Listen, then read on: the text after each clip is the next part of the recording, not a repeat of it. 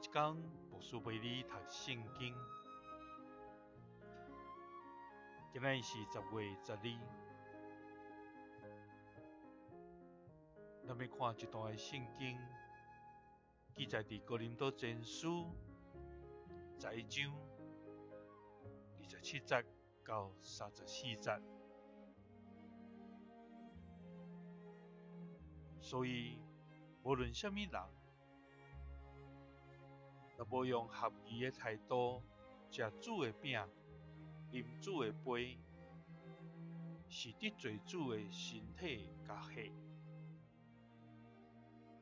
逐个人着省察家己，才通食这个饼、啉这个杯。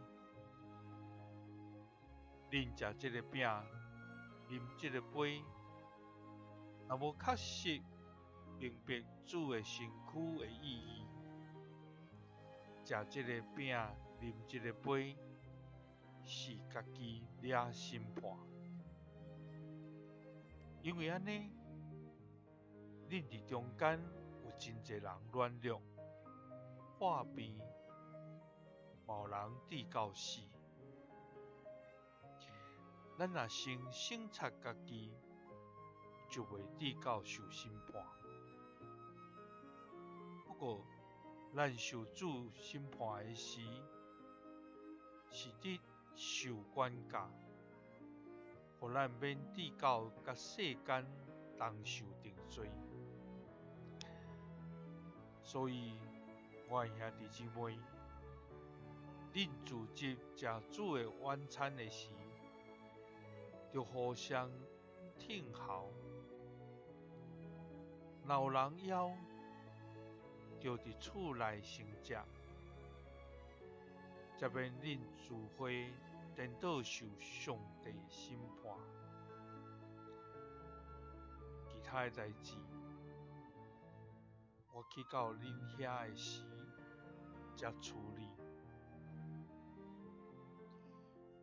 保罗搁一遍考劝哥林多教会的兄弟姊妹，是咧享受主的圣餐三节道的时，是爱彼此分享，毋是自私顾家己。